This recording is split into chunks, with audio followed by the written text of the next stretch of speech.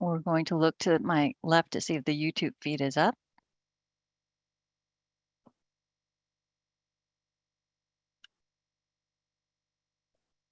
Okay, at this time we are live on YouTube, and for everyone who is on our attendee list that might have not accepted, please accept the promote to panelists so that you can turn on your cameras if you wish to, and that way we can see you.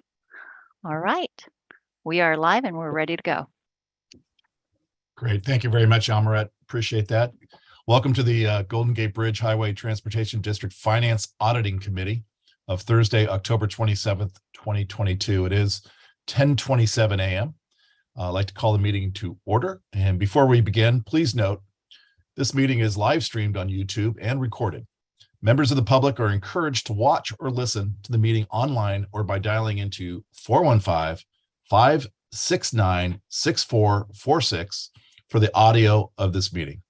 If you would like to provide public comments on today's meeting, and you have not done so already, you can call 415-569-6446 and let the facilitator know what items you would like to speak on today. And with that, Madam Secretary, can you please call the roll? Thank you. We'll start with Director Cochran.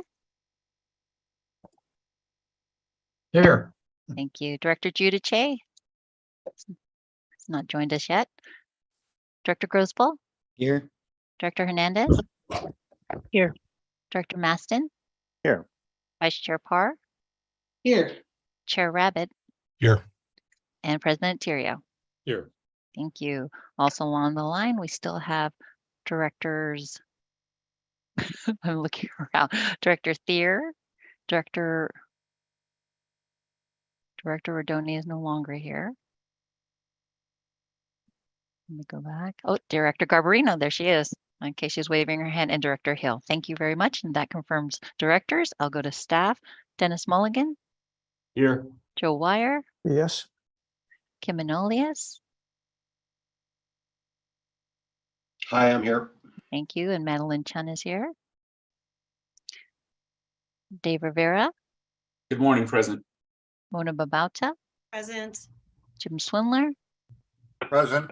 And Kelly Hopper. Good morning. Thank you. And with us today, we also have a few staff that are making presentations, and we'll invite them and introduce them at the appropriate time. Thank you. Great, thank you. I want to remind everyone again to mute their microphones until after the staff's presentations, and remember to unmute when we open up for director's discussion. If we have directors joining us by phone, please use your mute button or *6 to unmute yourself. And after staff's presentations, we'll be asking for any questions or comments on the item.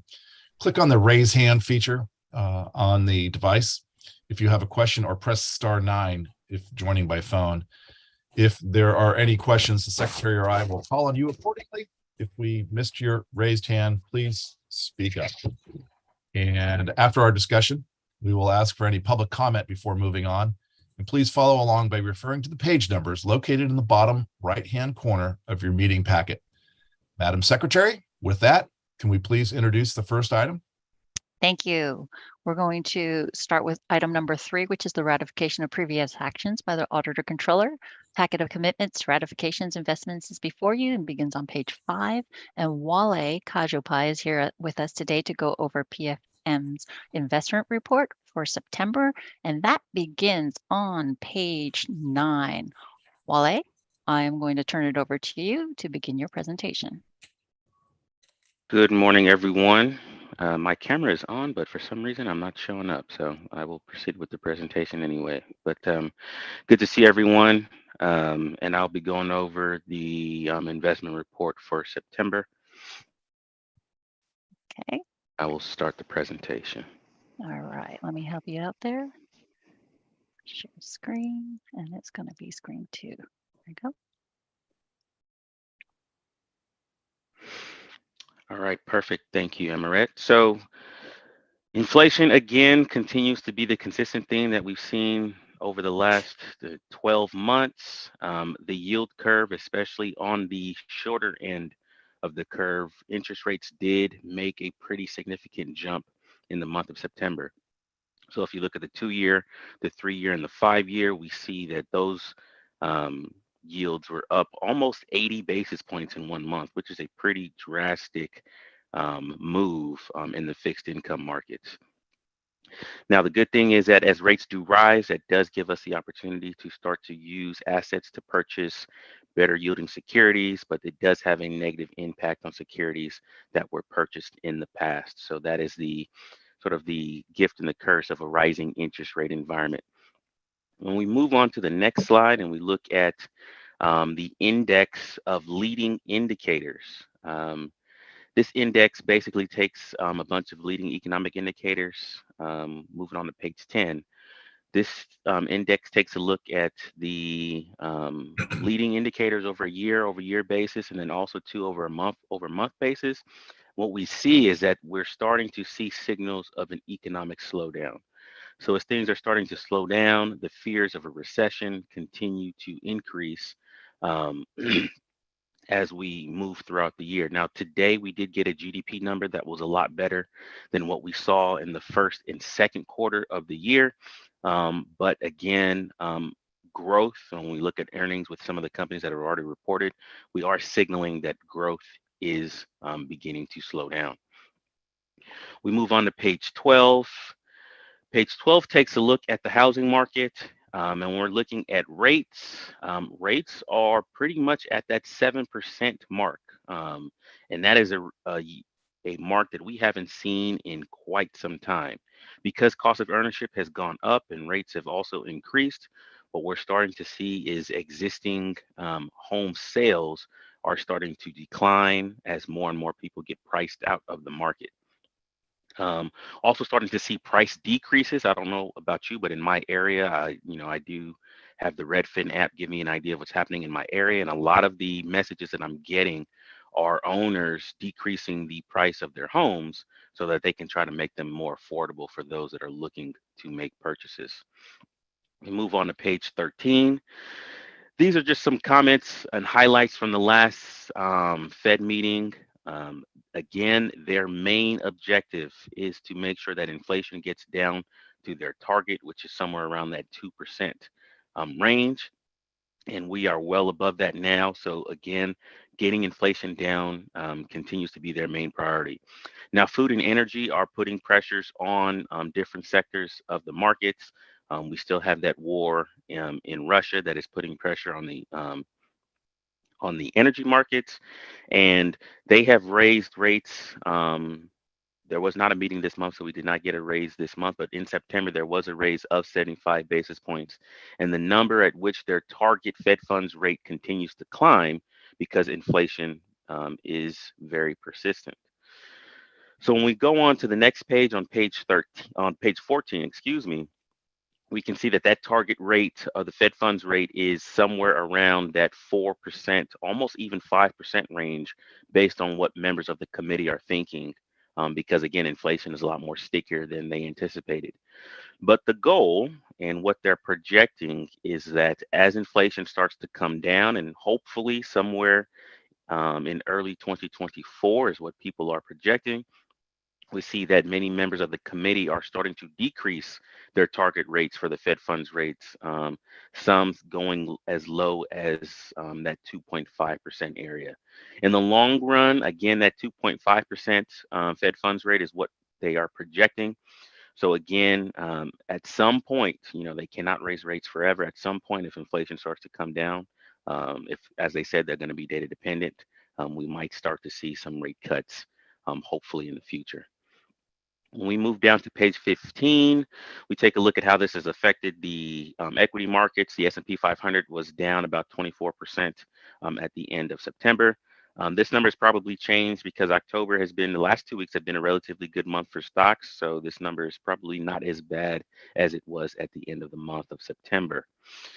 We move on to the next page on page 16, and we look at the portfolio updates. The biggest thing I will turn to here is looking at we made about $5.4 million in purchases, mostly on the corporate side. So we look at Walmart and Nike as the two purchases that were made in that month.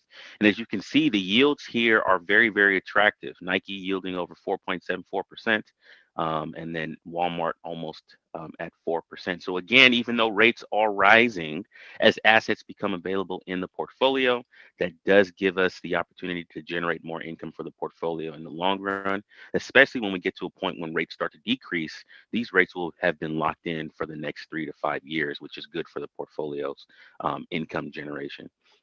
And then lastly, the one thing that I will point out on page 18, if we go down to the portfolio yields, you can see that the yield with CAMP and also with LAIF, and then if you exclude those numbers are starting to climb gradually, again, as we're adding higher yielding securities to the portfolio. So again, rising rates are good for new monies that are, for new purchases, but we just got to get through the tough times with the purchases that were made in the past. That is it for me. Are there any questions? I will look to my colleagues and I'll jump on there, Emret, and see that Director Tirio, our president, has a question. Shall I go ahead? Please. Thank you. So I'll probably forget this by the next time you present, but what do the acronyms LAIF and CAMP stand for? CAMP is the short-term liquidity fund that is managed by us at PFM. So it's, more like a cash pool for easily accessible liquid assets. And then LAIF is very similar to CAMP, but that one is managed by the state of California. So it's a local government investment pool. Thank you. Anyone else have any questions for Wale? I'm not seeing any hands raised, but Wale, thank you so much for the continued good work in these difficult, challenging times in the markets and with everything that's happening and trying to look over the horizon, but watching out for the district's investments. Thank you very much. My pleasure. Thank you very much. All right. That concludes discussion on this item. Before I take our vote to accept, Madam Secretary, is there anyone from the public wishing to speak on item 3? We have no speakers for this item. All right. Well, with that, I'll ask my colleagues for a motion to accept item number 3. Also move, Mr. Chairman. I'll second. We have a motion by Director Cochran, a second by Director Maston. And if we could have a roll call vote on item number 3, please. Thank you. With that first and second, item number 3, we'll start with Director Arnold, who's absent. Director Conroy is also absent. Director Garbarino. Aye. Director Giudice. Yes. Director Grosbol. Aye. Director Hernandez. Aye. Director Maston. Aye. Director Parr. Aye. Director Rabbit. Aye. Director Thier.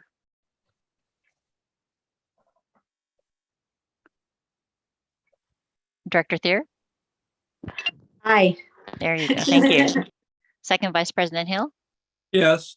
First Vice President Cochran. Yes. And President Tirio. Yes. Thank you. You have 11 ayes. Great. Thank you very much. That motion does pass with that. And we'll move on then to item number 6, to approve actions to amend the 2022 master ordinance relative to public parking hours and rates for parking lots at the Golden Gate Bridge. The staff report begins on page 25, and we have Jennifer Minucci, our Director of Budget and Electronic Revenue, is here to present the report. Jennifer, why don't you go ahead and begin your report? Good morning, Chair Rabbit and members of the Finance Committee. The item you have before you is an action that the board actually approved in 2018, requesting just one modification. The original 2018 item approved parking at the bridge site to go basically from a daily parking rate in the employee lots to hourly rates, and set the hours overall for the public parking at the bridge site. It was agreed that the rates and hours would go into effect when the replacement of the parking machines and mobile parking app were deployed at the time. However, due to COVID, the project has not had an opportunity to be implemented until now. So in working on the implementation, staff reviewed what the board approved, and it became clear that having different seasonal hours are confusing for the public without any real gain. So this item simply restates the language plan to go into the master ordinance to what was approved back in 2018, and requests that the hours be consistent year round, and basically would remain accessible to the public until 9 p.m. We had a kind of a winter rate or hours of operation. That is really the And that's really what is in this item, and I'm happy to take any question, but this concludes my presentation. Jennifer, thank you for that. Any questions, comments, concerns from my colleagues? I am not seeing any hands raised. I'll confirm that with our secretary. That's correct. I see no hands waved and I see no one waving. Or yelling, which is good. Well, that concludes discussion on this item. Before we take our vote, is there anyone from the public wishing to speak on this item, Madam Secretary? We have no speakers. All right. Well, may I have a motion on item 6 to amend the 2022 master ordinance relative to public parking hours and rates for parking lots at the Golden Gate Bridge? Mr. Chairman, I'll move the item. Great. And a second by? Second. Great. We have a motion and a second. With that, Madam Secretary, can you please call the roll? Thank you. We have a first and second on item number 6, starting with Director Arnold, who's absent. Director Conroy is absent. Director Garbarino. Aye. Director Giudice. Yes. Director Grosball. Aye. Director Hernandez. Aye. Director Maston. Aye. Director Parr. Aye. Director Rabbit. Aye. Director Rodoni is absent. Director Snyder is absent. Director Stephanie is absent. Director Thier. Aye. Second Vice President Hill. Yes. First Vice President Cochran. Yes. President Terrio. Yes. Thank you. You have 11 ayes.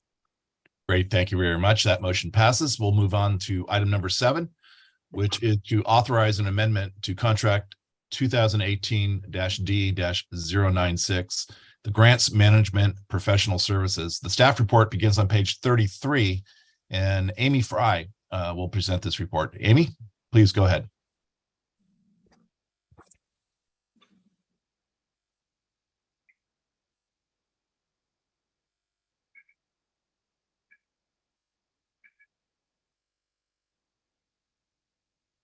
Not more technical. She's muted.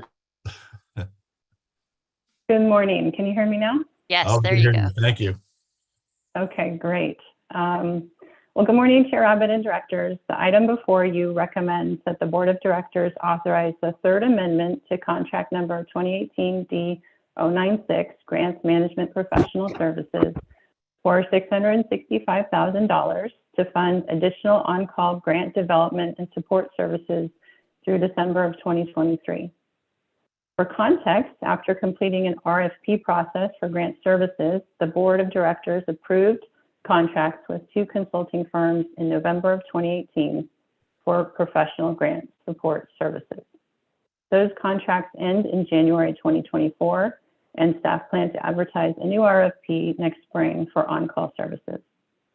Today's action would increase one of the 2 contracts with WSP USA from $575,000 to a total of $1.24 million. It is worth noting that these consulting services will not displace district staff and, in fact, have allowed the Capital and Grant Programs Department to submit 8 complex discretionary grant applications since January of 2020.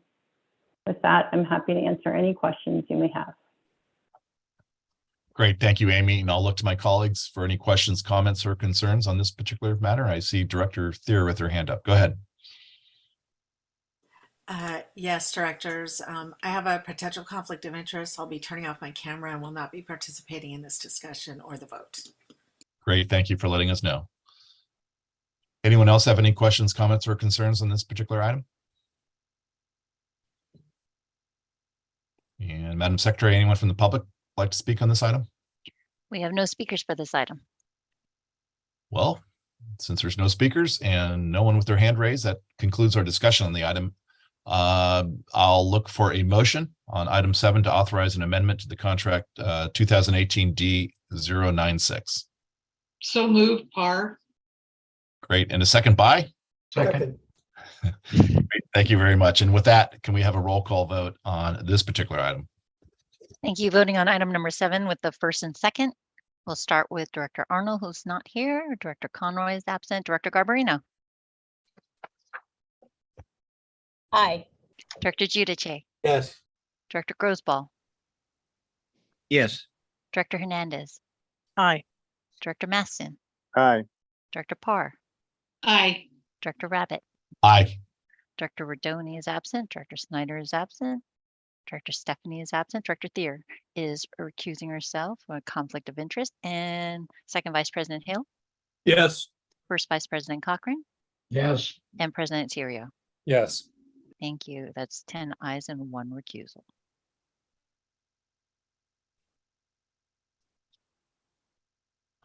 Great, thank you very much. And if we could let Director Thier know, she'd come back in. That motion does pass, and we'll move the agenda item, move on to agenda item number 8, which is to approve a contract increase relative to contract 2019-MD-002 for security guard services for the bus and ferry facilities with Barbier Security Group. The staff report starts on page 35 of your packet, and Kelly Vitale, Director of Risk Management and Safety, will be presenting this item. Kelly, please go ahead.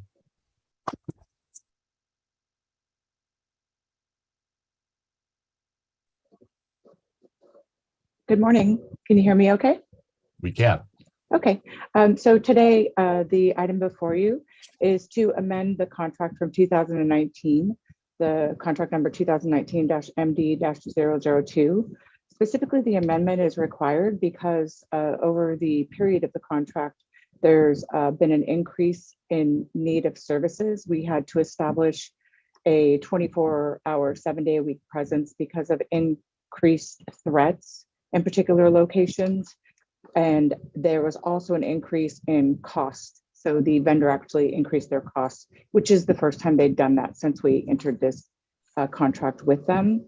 And so what that does to the contract is it increases it by the contract increase by the pricing increases it by $770,411. And then the additional staff for the 24/7 increases it by $228,536. And so currently, just to give you just a quick backstory, Barbier provides services for us at our bus transit facilities and also at Larkspur, San Francisco. And they also ride the vessels for any trips to Oracle Park for the Giants games. And the increase was provided at the transit centers and in our San Rafael location. And so what we're currently in our 3rd year of contract with this particular vendor, and what the total ask today, we need consideration to increase the rates of the vendor and then the continued additional staff. And so that is an increase from the contract value of $715,000. I'm sorry, 4.5 million I'm sorry, it brings the total to 4.5. Sorry, I've got too many numbers in my head here. So that we're increasing it from the prior 3.3 to now 4.5. And so that is the crux of this particular request before you today. And if there's any questions, I'll be happy to answer them for you. Great. Thank you very much, Kelly. Appreciate that. I do see Director Maston with his hand up. Go ahead, Director Maston. Thank you. I noticed that our Sausalito Ferry facility is not mentioned. Do we not need it there, or is it covered by some other service? We don't need it there. Oh, sorry. Go ahead, Dennis. We only use it on special event service, and special event service only runs out of Larkspur. We don't run boats from Sausalito to the ballpark or to concerts. It's helpful having a uniform presence on a boat when people are going to or from special events, because typically they may be more boisterous and there may be alcohol involved when they leave the events. Okay, thank you. Anyone else have anything? I just have one question, Kelly, since you, and maybe Dennis can answer this. The increase in threats and the need for additional security obviously is not unique to the district. Are we seeing this with our other transit providers out there? And I guess the second part of that, is there any idea of additional dollars that can flow from other sources to cover the increased costs that we're seeing? To be clear, the increased threat that we are responding to is an internal increased threat. You may recall late last year, a flyer was distributed at our bus facilities from bus operators that threatened other bus operators. And it created a lot of consternation, angst, and it made people feel unsafe. We had several bus operators that were named specifically in that flyer go out on workers' comp due to stress reasons. And so immediately in response to that, we increased the security primarily at our San Rafael bus facility, but also at the transit center. But we now have security on site at our San Rafael bus facility, which is our largest area. It's where the threat was directed on a 24/7 basis. And that's the principal driver of that. And I think that is unique to us. Separately, though, during the pandemic, we have had an uptick in security challenges with our operators. There's, historically, we never saw an operator get struck by a passenger. And during the pandemic, we did see an uptick in that. And that is something that's not unique to us. And it's something that we're taking steps to address. But for this contract, the primary driver of it is that flyer that threatened bus operators and caused, almost a dozen operators to go out on stress leave. All right, I appreciate that. Thank you, Dennis. And, I appreciate you daylighting that issue, and I appreciate the district responding in the way it has. So thank you. Director Hill. Yeah, I assume that the special events fares include the extra security costs built into that. So we're making as much money as we can. Yes. Thank you. Yes, that's appropriate. And just to go back on Dennis's statement about where they're assigned, but primarily the 24/7, we have in fact initiated post orders. So each one of the individuals that does attend to a particular area, whether that's at Larkspur or the Transit Center or in San Rafael, they've been given detailed post orders of where they're supposed to be, who they're supposed to check in with. And these orders were established with Barbier, the vendor, so that keeping everybody accountable and everybody on the same page. So we're just not paying for a service just to have a body. They actually have been given post orders for each location that they're placed. Great. Thank you, Kelly. Appreciate that. Mm-hmm. One last chance. Any other questions, comments, concerns from my colleagues? Not seeing any hands raised. I'll turn to our Madam Secretary and see if there's anyone from the public on this particular item. We have no speakers on this item. All right, that concludes our discussion on item number 8, and I'll look for a motion for item number 8 to approve a contract increase relative to the contract number 2019 MD-002 with Barbier Security. So moved. Second. So we have a motion and a second, and with that, can we have a roll call vote, please? Thank you. Well, first and second on item number 8, starting with Director Arnold, who's absent. Director Conroy is absent. Director Garbarino. Aye. Director Giudice. Yes. Director Grosboll. Aye. Director Hernandez. Aye. Director Maston. Aye. Director Parr. Aye. Director Rabbit. Aye. Director Rodoni is absent. Director Snyder is absent. Director Stephanie is absent. Director Thier. Aye. Second Vice President Hill. Yes. First Vice President Cochran. Yes. And President Interior. Yes. Thank you. You have 11 ayes. Great, thank you. That motion passes. We'll move on then to item number 9, which is to receive the updated 5- and 10-year financial projections. That starts on page 37, and Joe Wire is going to be making that presentation. Joe, please go ahead.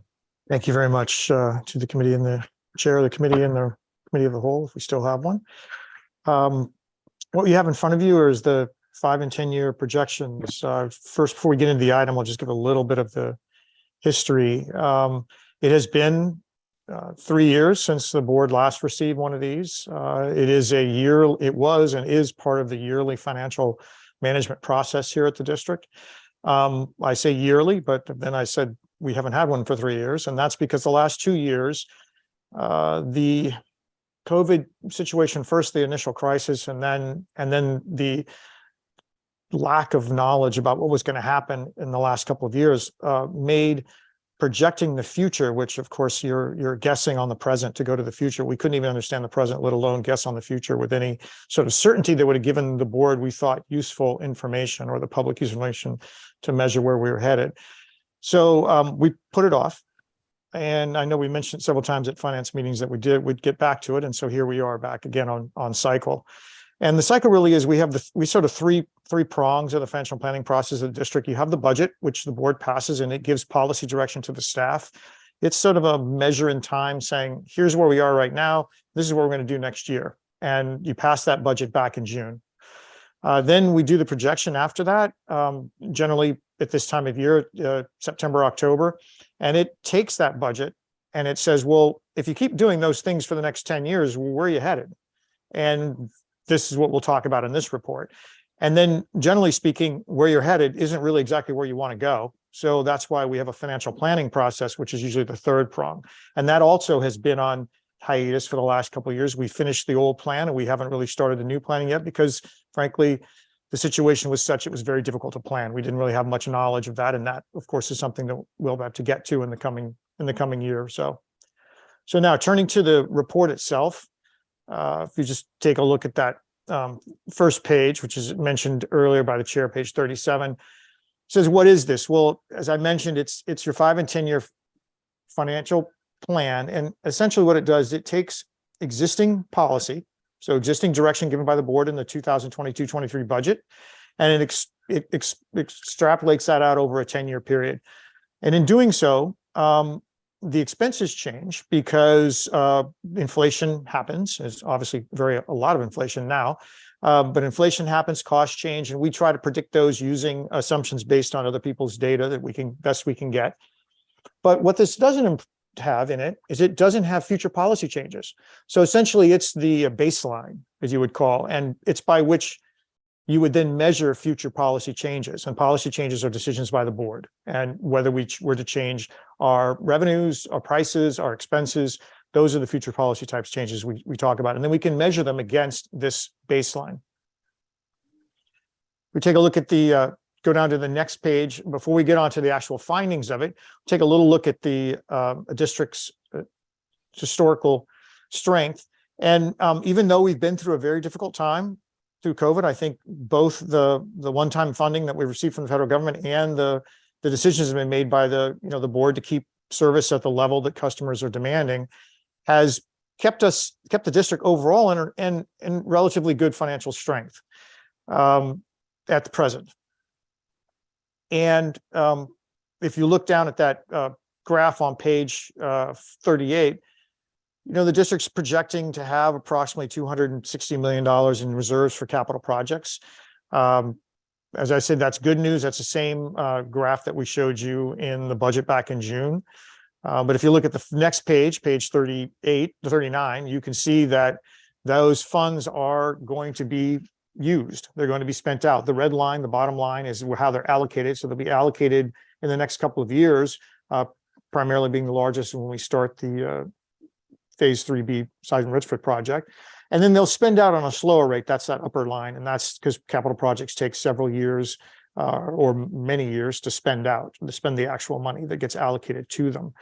And then the process, the financial planning process that we undertake is to make sure that blue line, the money we have, never really runs out. And by doing so, that means in each successive year, we keep the budget balanced. That budget then produces revenues that we can put back into the capital reserve to fund future capital projects. So the virtuous cycle that we're trying to keep going here in that process. All right, turning to page 40, looking at the current projection findings. So the table in the middle of page 40 are 3 columns. The one in the third from the right is the next year, so a 1-year number. The middle column is a 5-year number, so the next 5 years. And then the last to the far right is the 10-year number. And they have expenditures on top and then revenues. And then at the bottom is the operating or capital surplus shortfall in parentheses. And these are all shortfalls in this particular case. This particular projection finding follows the path that we've used to use in the past. And we've included several other scenarios in this particular report for the first time because, frankly, the path we've used in the past, the methodology, doesn't really work quite well right now. And what this is basically says is if we were to continue with a full service model, and this is the idea, not the service we're running today, but the service that we'd like to run, service that we put into the budget, and essentially a full service, returning to the full service we used to have. This is the findings that we would get out of that, because we can make the decision to run full service, but we don't actually control the decision of others of whether or not to use that full service. So in other words, the revenues we don't control in this particular case. So you can see that the revenues are less than expenses by very large numbers. 36 million in the first year, over 400 million in year 5, for over 5 years, $1 billion in 10 years. Not numbers that the district can make up. To be honest, this is not something we could do. And if you went, for example, if you look at comparisons on the next page, on page 41, there's a paragraph in the middle of the comparison to previous projection. The 5-year number and the previous projection, this projection was provided to the board in September of 2019. The 5-year shortfall that year was $13 million. So not over 400 million, but 13. The 10-year deficit was approximately 170 million, which is obviously considerably less than $1 billion.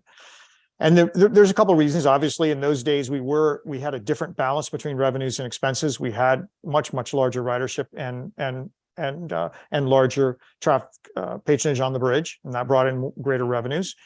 Expenses were obviously different back then. And then, but the biggest dramatic difference is that also in that particular arrangement back in 2019, the board had just enacted several 5-year fare and 5-year toll increase items. And that meant that we were seeing increases in our pricing during that model's 5-year run, which we don't have in this particular one, because our 5-year fare increase plan ran out last year, and our toll increase item 5-year plan ends in July of next year. So they don't incorporate price increases into the coming years. And anyway, turning to page 42, as I mentioned, that particular scenario isn't overly useful for us because of its extremely large and aspirational goal of turning the agency back to its former self in this new world. The first of the two scenarios, the additional scenarios we've added, is this one on page 42. And that one, the difference there is that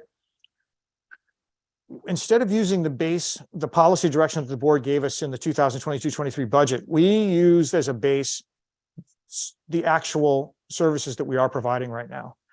And those are, and as a proxy for that, we use the services that we're providing at the end of last fiscal year. In other words, 21-22, that'd be June, just a couple months ago.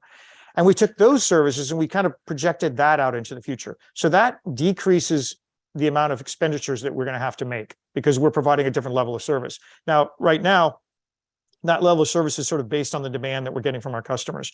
And in the model, in this particular scenario, that level of service grows a little bit. It's sort of detailed in the assumptions in the paragraphs, but only at the margin. And that produces a different set of findings, and those are in the bottom of the table. In other words, it doesn't project any deficit in next year, in the first year of the projection. 187 million over 5 years and a little under 600 million over 10. Still large numbers, but not anywhere near the size of before. And what this tries to do is it tries to take sort of actually where we are right now and project it with some conservative growth assumptions out into the future.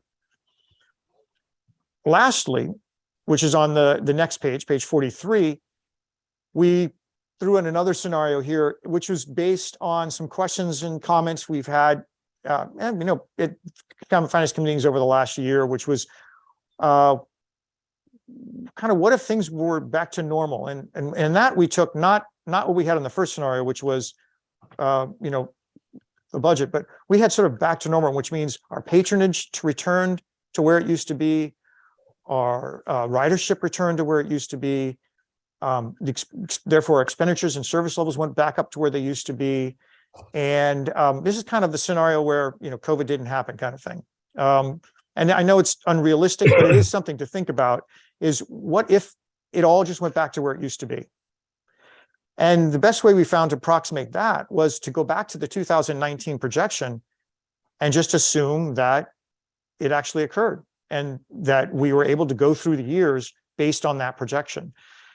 And it produces, and then we extended out a couple of years to give us a new 10-year period, but it produces data, and here you can see it on page, this one's page 43. It produces assumptions and findings that are very similar to, in their shortfall, very similar to the shortfall of what we're, the second scenario, which is sort of what we're running today. They have 18 million shortfall in the first year, about 177 million in 5 years, and a little under 600 million in over 10 years. So very similar to the scenario based on what we're doing today. In summary, what it kind of shows is, even though we've gone through a very, very difficult time and we're managing a different level of service with a different level of ridership and a different level of employees to provide that service, we are, from a financial situation, almost exactly where we would have been if if COVID hadn't happened, everything had stayed normal through our last projection when it comes to how much money we need to raise to run the organization.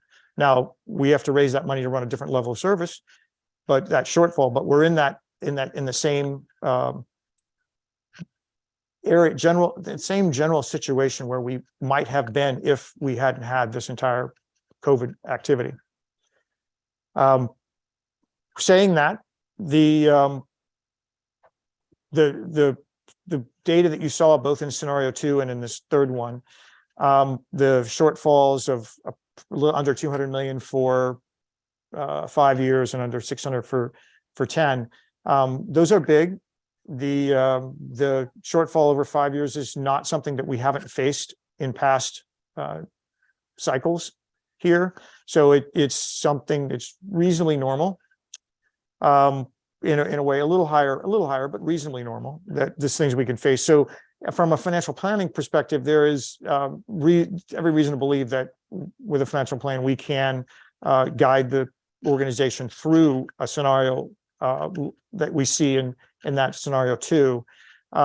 Whereas we haven't faced anything like those ones that we see in the classic methodology, which is the first scenario that I showed you. Those are much, much greater than something we faced in the past. Looking at more on page 43, the assumptions, we discussed the assumption a little bit. There's an appendix that has the assumptions in it. As I mentioned at the beginning of the item, we use our assumptions based on data that we can get from either regional, state, or federal bodies about various expenditures over the next 10 years, so that we are not in the business of creating those assumptions ourselves. The only one we do like to point out each year in this item is the assumption that we discuss on top page 43, and we have a table on page 44, and that's the assumption that the district will receive approximately 80% grant funding for a series of major large bridge projects. Something the district has been successful in doing. It isn't guaranteed to do that. It has to bid for these projects. In fact, the board item that you just approved to fund consulting services has been a group that has been helping us bid on and propose grant funds for this one of our largest project, which is the seismic project. And we do need to receive those 80% grant funding, because if we don't, what this table shows is essentially a 25. If we receive, say, 50% level grant funding, our shortfall could go up by 25%. These numbers are based on the original shortfall, the first scenario we showed you. So it would move from over $1 billion to $1.3 billion. And then if we only received 30% funding, it could go up to 1.6 billion. So there is urgency behind that. I know those of you heard this report before, have heard us each time, but we just want to make sure that everybody's aware that that is one major assumption that we, the district, make ourselves. And as I mentioned, we have had success in achieving that goal in the past, and we are working to do so again. Turning to page 45, next steps, as I mentioned, the next steps in this process is usually a financial planning, strategic planning process, and the board's discussing its own strategic planning process in the upcoming months. The district would then go through that process and then work with the board to implement any changes that we would need going forward to meet the financial challenges that we will have. Also in this report, there are a number of appendices. They detail how these projections were derived. They are all based on the first methodology that I showed you. We also have the 10-year capital plan that's used in the assumptions, because these capital plans assume that we will be able to fund those projects in the 10-year period that we're discussing. Also has how the capital contribution is calculated, and that's the funding mechanism by which we, if the operating budget is balanced, those resources are then put back into the capital plan, into capital reserves in order to fund the capital plan.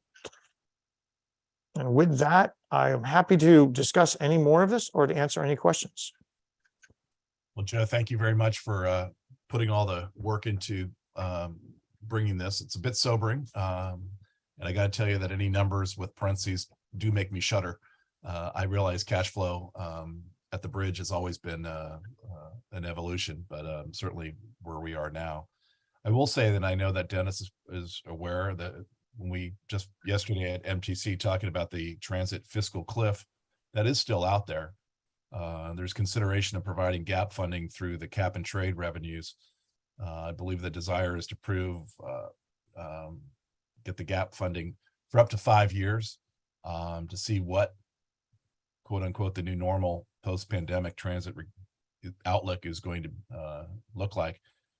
I think the consequences of using the funds in that, shifting them over into transit recovery, obviously they've been earmarked for other things over the years. Are being used right now for instance, electrification of the fleet, and then providing buses and all that. So one could imagine that, you know, the limited pot being shifted to something else, there's going to be something else falling through the cracks there. And obviously right sizing, whatever that means going forward, needs to occur as well. And I think everyone is just trying to figure out how many years we'll have to go through this process to see what the quote unquote new normal will be. So that was an interesting conversation, and obviously one that's going to be ongoing. With that, I do see a couple of my colleagues with their hands up, and first I'll go to our president, Michael Theriault. Director Theriault. Thank you, Chair Rabbit. I was thrilled to see this in our packet, and even more thrilled when I saw that it presented 3 different scenarios. It gives us something we can work with, and to that end, and you know, not in recognition of the mention of a strategic planning process, I promise I will be in touch in the next week or two with the general manager, with Mr. Wire, and with the chair of this committee, and probably the chair of another committee as well, so we can start setting that up. Thank you. Great, thank you. Director Hill.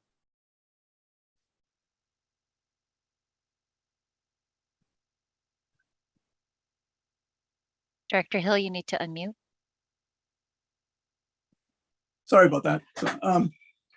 Yeah, when you mentioned that this was bridge projects, you said bridge, and as Director Rabbit suggested, I'm really concerned about transit, the transit effect with it, and if we're going to electrify, the huge capital going into it, but not only that, but the possible very much higher costs that are associated with that, because we're going into a different world in the next 5 years.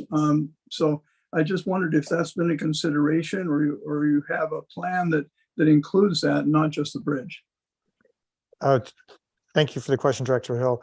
The assumptions in the report are that we would be funding the electrification process for the transit.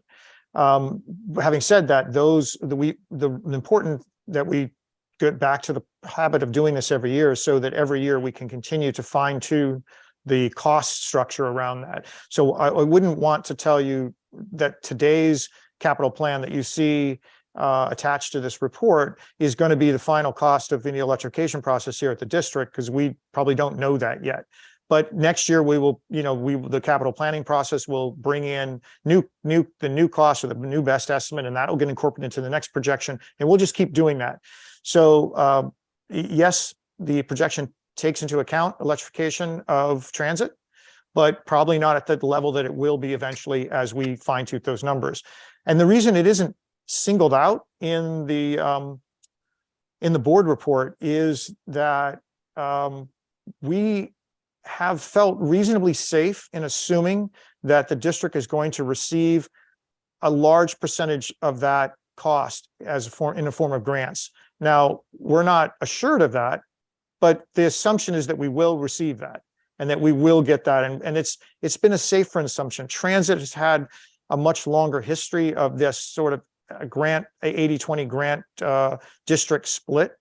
And we've had more success at that. And so we are still assuming that. Whereas on the bridge side, although we've had some success, that success has come from the very hard work of your predecessors and yourselves and your staff to raise that, to keep the state and the federal government and applying for grants and getting that grant funding. So it's a little more precarious on the bridge side. That's why we signal that one out in the board report.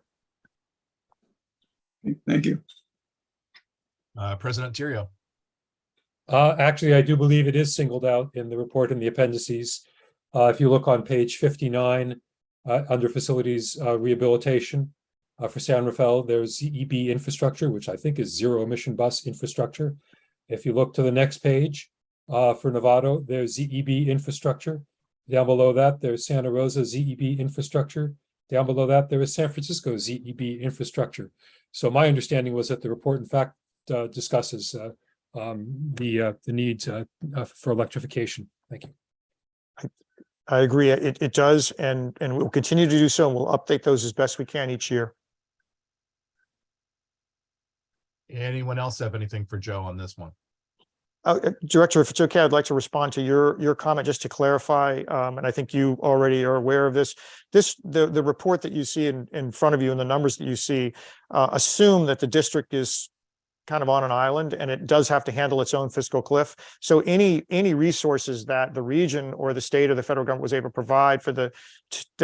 to provide to transit and then therefore down to the district would make our lives easier, obviously. So it would be added to this, and it would reduce anything you see here. They reduce the negatives or the parentheses numbers that you saw. We like that. No, I appreciate you narrowing down the ask is always good, and I do appreciate that. But I think obviously we're all still trying to figure out what that global picture will be for transit, really nationwide, and how, if the feds will react differently, or if it's going to be up to the state and region to really react. So I appreciate that. Thank you. Anyone else have anything before we? I'll look to Madam Secretary to see if there's anyone from the public who'd like to speak on this item. We have no speakers for this item. Towards the end, before we go into public comment and closed session and all that, we will ask to poll the public one last time, just in case somebody jumped on. So, but we have no speakers on this item. All right, I appreciate that. Thank you. So with that, can I get a motion to for item number 9, which is to receive the updated 5 and 10-year financial projections? So moved. So Second. We have a motion and a second. And with that, can we do a roll call vote, please? Thank you. We have a first and second voting on item number 9, starting with Director Arnold, who's absent. Director Conroy is absent. Director Garbarino. Aye. Director Giudice. Yes. Director Grosboll. Aye. Director Hernandez. Aye. Director Meston. Aye. Director Parr. Aye. Director Rabbit. Aye. Director Rodoni is absent. Director Snyder is absent. Director Stephanie is absent. Director Thier. Aye. Second Vice President Hill. Yes. First Vice President Cochran. Yes. And President Tirio. Yes. Thank you. You have 11 ayes. Great. I thought our bug was coming back into the system there for a moment. That motion passes. Next on the agenda is item number 10, the status report on the fiscal year 22-23 budget. That report begins on page 73, and Joe will also be presenting on this item. Mr. Wire, go ahead. Thanks to the chair and to the committee. At risk of giving it short shrift to this item, it has not changed from last month, except for the fact that we have updated the actual revenues that were earned by Bridge, Bus, and Ferry, and those are included in both in the attached spreadsheet and in the tables that follow that. So essentially, the budget remains balanced by the use of one-time federal funding. And so if there are any questions, I'm happy to answer it. Great. Thank you, Joe. Any questions for Joe on that particular item? Not seeing any hands raised on that. Is there anyone from the public, Madam Secretary? We have no speakers on this item. All right. Thank you. Moving on then to item number 11. That's just a acceptance of that report, right? Informational. So moving on to item number 11, we have the monthly review of the Golden Gate Bridge traffic tolls and bus and ferry transit patronage and fares, all found on page 83. And Joe will also present on this item, as well as 12A, which is the monthly statement of revenue and expenses. That's on 93, page 93, and 12B, monthly statement of capital programs and expenditures. And that begins on page 103. So Joe, please keep going. Thank you. If we could turn to the table on page 85. That table lists out the bridge, bus, and ferry patronage, and then also the revenues. The revenues are on the right-hand side boxes, and the patronage on the left. Bridge being on the top, bus being in the middle, and ferry being on the bottom. So just quickly, this is through the first quarter. So we'll take a look at the first quarter. If you look at the upper right-hand corner box, which is bridge revenue, toll revenue, the toll revenue at the bottom of that box are the totals for the first quarter. Far right-hand corner, far right-hand number is a 4% increase. That means that our actual revenue is about 4% higher than what we budgeted. And so that's a good thing, slightly up. The number just to the left of that is 12%. That means that in total, our revenue is 12% over where it was last year at the same time. So again, both good results. If we take and look at those same two numbers in the middle box, which is bus. So we're on the right-hand side in the middle. It's bus revenue is a 56% up over budget and 62% up over last year. And that's both very good to see that increase and rise in both the activity over last year and over what we budgeted. And the same goes for ferry, which is the bottom right-hand corner, except for the increase is more substantial. And that's partly because ferry, obviously, ridership has gone up quite a bit, and it was at a reasonably low point last year at this time. So they're up by 130% and 147%. Having said that, if we could turn down to page 87, this is where we compare the activity that we're getting this year to the activity we've had over the last couple of years, just to keep it all in proportion. The two graphs you see on the top of the page 87 are for the bridge. The first one is traffic and the second one is revenue. I think it's important to take a look at the traffic one, which is the yellow. The yellow line is this year. As you can see, the last about 4 months, the yellow line has been tracking very, very closely with the previous year. So we're not seeing much growth as it showed in the table above, just a little bit. However, if you look down at the revenue chart, the yellow line is above the green line, and that's essentially because we did raise prices. So even though we have the same amount of traffic, give or take a little, the revenue is up slightly. And now if we turn down to the bottom of that page, page 87, and the top of page 88, you see the same two graphs for bus. Again, bus ridership is the first graph at the bottom, page 87. That's the yellow line is above the green, but it is relatively horizontal, but as you can see, inching up, which is a good sign. And then revenue is a little higher because of the revenue increase that we've had over the previous year. And then ferry being the bottom, ferry ridership and the two yellow lines, if you look at ridership and revenue in those two graphs, they went up and peaked sort of a little bit during the summer, and they're starting to taper off. That is normal in our history. You can see the blue line, which represents the last pre-COVID line, 2019. You can see how it also peaked in the summer and then dropped off in the winter. So it looks like we're following somewhat of a similar pattern, but at a lower level at this point in time. Okay, with that, we'll turn to page 93 to take a look at the district's finances. This is the financial report for the first quarter, the month of, also these first 3 months through September. If you look at the table in the middle of the page, I think that's just, we can summarize activity there. That table represents the first 3 months. And if the far right-hand column is the actual this year for the first 3 months, And then the middle one is budget, and the one to the left is the prior year. The top row is revenues. So our revenues are 47 million. That's slightly more than budget and about 2 million more than last year. So both, as I mentioned earlier, good signs.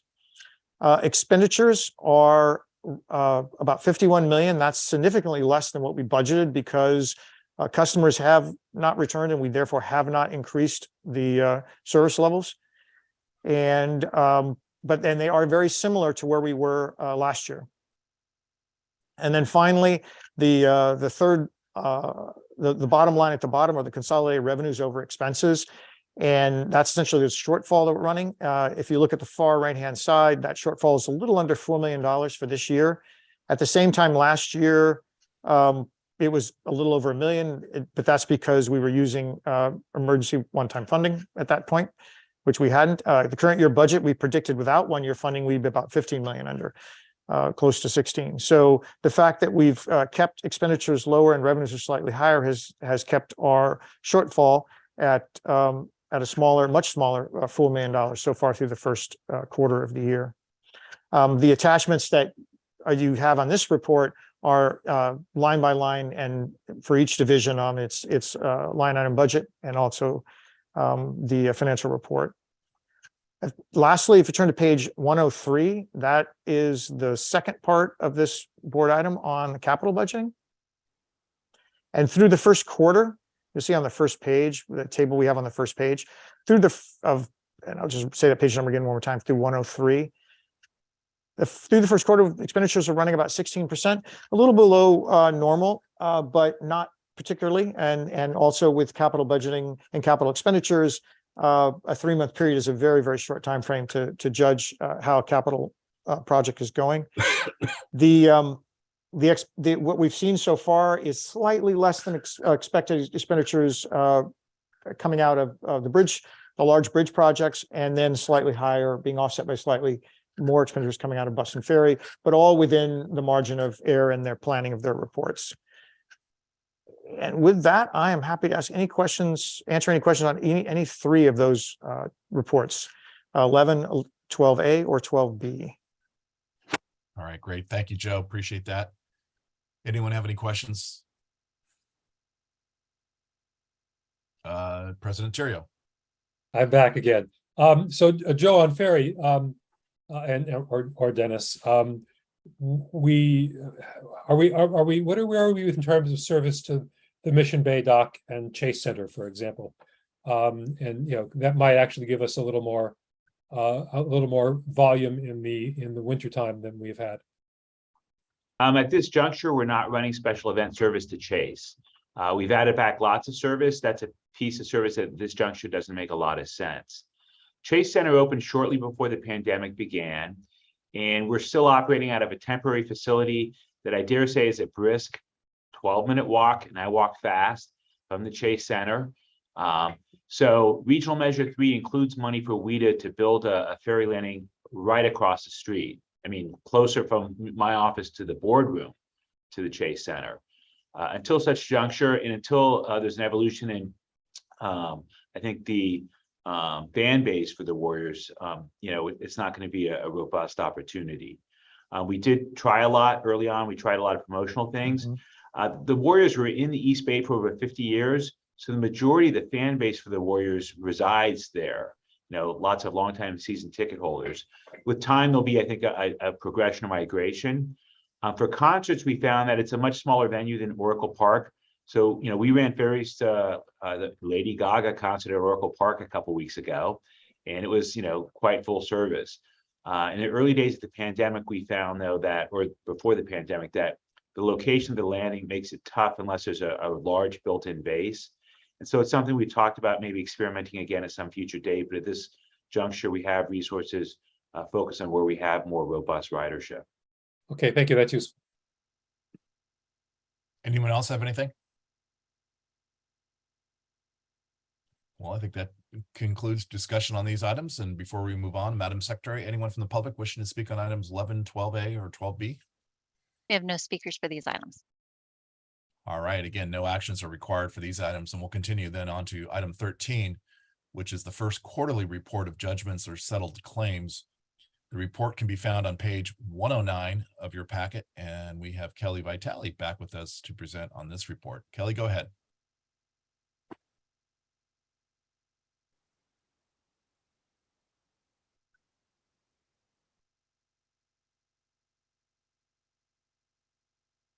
Sorry about that. Having difficulty finding the mute button. Can you guys hear me? We can. Yes. Okay, so this is just an informational item just to demonstrate the settlements from the period of July 1st through September 30th. There were 24 workers' comp settlements, and then there were 2 general liability property damage settlements throughout that period. Do you have any questions about any of these? I'd be glad to take them now. Oh, great. Thank you, Kelly. Anyone have any? We do. President Cheerio. You had one for an iron worker that dates back to 1981 before I even became an iron worker. Tell me about that one. So this was I believe this was a claim that we had open for future medical. And so we just finally got this particular individual to agree that we would wrap up the future medical case so that he could go about his business and not have to rely on the request and approval process through the third-party administrator. And so that's how we finally got this. Is actually not our oldest though. I believe last year Dennis approved our oldest case that we had open. So, but we're chiseling away at them. So thank you for recognizing that. Thank you. Mm-hmm. Great. Anyone else? Director Maston. Yeah, you've probably answered this before, Kelly, but the settlement amount, is that new money or is that the total amount of the case? So that's a really good question. So the amount that you see documented on this particular information item tells you the total amount that was agreed to settle, but that's not necessarily the amount that was paid to the particular individual that was injured. So usually it accounts for prior advances, previous payments. In some instances, you'll notice that like when I bring one today, you'll notice I always mention if it is in fact new money that we're resolving, but that the totals may be variable. So I don't want to mislead you. On the general liability, you can always guarantee that the amount paid was in fact the full amount. Okay, thank you very much. Sure. Anyone else? I am not seeing anything, and I'll just look. I see a shake of the head for there's no public comment on this particular item, and with that, we'll conclude discussion. Thank you, Kelly, for the work. No action is required on item 13. So moving on to items 14 and 15, the first quarterly report on authorized budget adjustments and budget transfers under the general manager's authority, as well as procurement actions. Item 14 starts on page 113. Item 15 on page 117 of the packet. Joe, anything to add about these? No, I think I've given the length of the meeting. I'll just say I'm happy here to answer any questions that anybody would have on either item. Perfect comment. Thank you very much. Look to my colleagues. Any questions, comments, or concerns on either of those 2 items? Not seeing any. Looking again to Madam Secretary for any, not seeing anyone from the public. That concludes discussion on those items. And again, no actions are required for these. Let's see. I think we're on to item 16 on the agenda, which is closed session. If there are no objections, I'd like to accommodate the public and take item 17 public comment first so that the public does not have to wait for us to finish. Any objections to taking public comment now instead of after we return from closed session? Seeing none, Madam Secretary, is anyone from the public wishing to address this committee under item 17 public comment? Thank you. We're going to, as I mentioned, we're going to poll the public room one last time just to make sure we captured anybody who'd like to speak today. Great, thank you.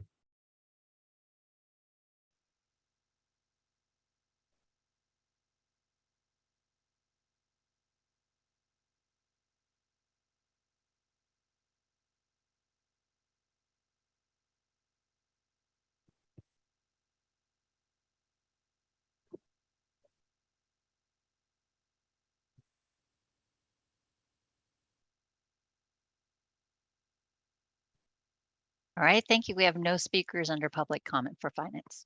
All right, thank you. And thanks everyone for their patience during our meetings. We'll be placing the public on hold for the duration of our closed session, if there are any, and return after closed session to adjourn the meeting. And if our attorney, Kim Manolius, can take us into closed session. Kim, please go ahead. Thanks, Chair Rabbit. At this time, the Finance Auditing Committee will go into closed session under Government Code 54956.9A to discuss the case of Saracen versus the Golden Gate Bridge District.